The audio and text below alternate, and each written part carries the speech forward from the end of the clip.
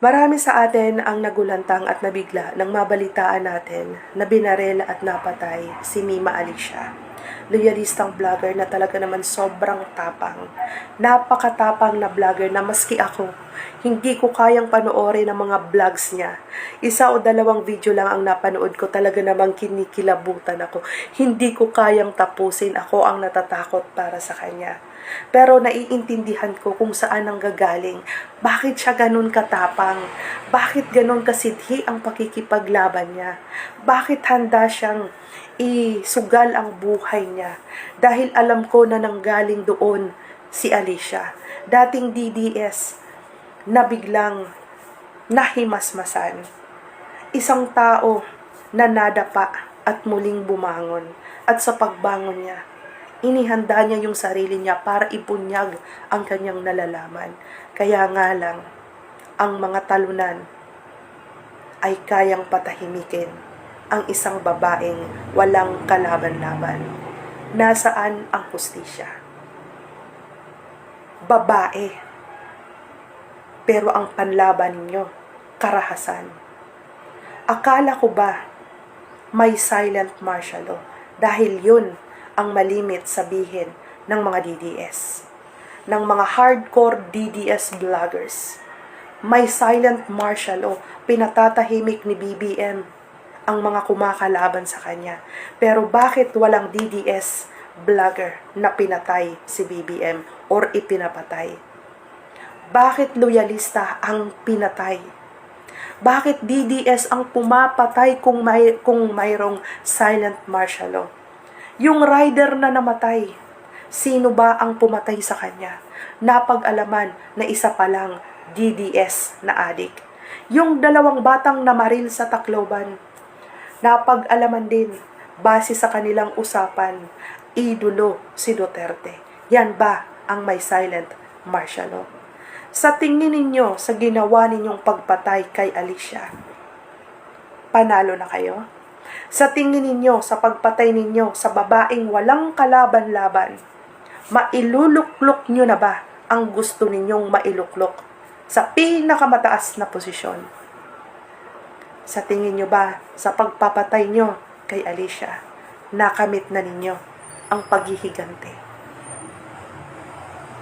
O ito ay isang babala para sa aming lahat, kakamping man o loyalista, dapat manahimik? Na dapat hindi namin kayo kalabanin, hindi namin kayo kalampagin. Is this a warning to all of us to shut up our mouth? Yan ba ang gusto ninyo para kayo ang maghari? Diyan kayo nagkakamali. Lagi ninyong tatandaan, ang kasamaan kailanman ay hindi nananaig. Takutin nyo man kami ng takutin, patuloy pa rin kaming lalaban. Kung wala kayong kasalanan, kung wala kayong itinatago, bakit kailangan ninyong pumatay? Ano ang dahilan? Bakit ninyo papatayin ang isang babaeng walang kalaban-laban? Personal issue? I don't think so. Dahil bukas sa publiko ang buhay ni Alicia. Kita naman nating lahat, ninyong lahat, kung ano ang ipinaglalaban niya, sino ang binabanatan niya. So therefore, very obvious, sino ba ang nagpapatay sa kanya. Panalo na ba kayo sa ginagawa ninyo? O isa rin ba itong parte sa plano ninyo? Dadanak ang dugo, sinimulan sa Senado, baril-barilan, bang, bang, bang. Padanakin ang dugo para sabihin na mataas ang numero ng krimen, na inutil ang gobyerno, na inutil ang PNP.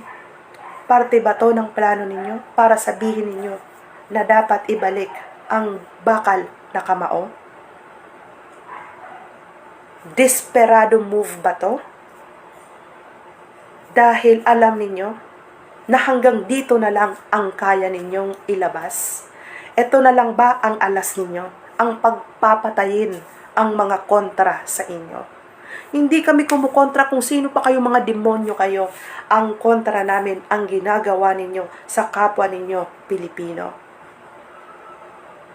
Kung ipapatay ninyo kaming lahat ng mga vlogger, sa tingin ninyo, sino ang iisipin ng mga Pilipino? I know 100% sure, maging DDS, mamumulat din sa katotohanan. Just like what happened today, dalawang DDS ang nag-remind sa akin, Ma'am, please mag-ingat ka. Ma'am, please mag-iingat ka kasi gumagalaw na sila. DDS. And I really appreciate them. Alam nyo ba yun? Paano kung patayin ninyo? Ilan pa bang mga vloggers ang ipapapatay ninyo? Copper Silapid. Hanggang ngayon, wala pa rin hustisya. Sinundan ngayon ni Alicia. Sino pa ba ang susunod? Sa tingin ninyo, meron pang maniniwalang tao sa inyo. Maliban na lang sa mga DDS na matitira na talagang mga utak kriminal. Because I believe, naniniwala pa rin ako sa ibang mga DDS na meron silang mga soft part sa puso nila, na nabubulag lang sila. Pero after all this crimes na nangyayari sa atin, itong pagpatay, mamumulat at mamumulat sila. Yan ang tatandaan ninyo. Ngayon, kung tatakutin nyo ko, ikaw na ang susunod na malimit kong matanggap. Pagbantaan ninyo, yan lang ba ang kaya ninyo? Ang magbanta at pumatay ng tao. Kung wala kayong kinatatakutan, kung wala kayong kasalanan, bakit kayo pumapatay ng tao?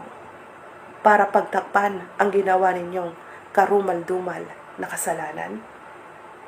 Bakit kami mga loyalista at mga kakamping, pag kayo nagkakamali, dinadala namin sa korte dahil yun ang tamang lugar para kayo sumagot at humarap, para papanagutin kayo sa kasalanan ninyo.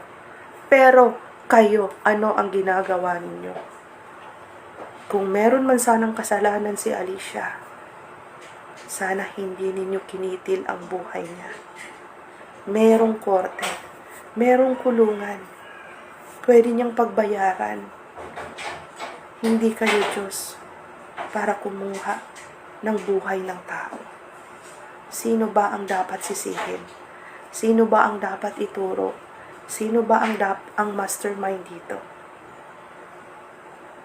Wala akong pinapangalanan. Ang pumutak, siya na yun.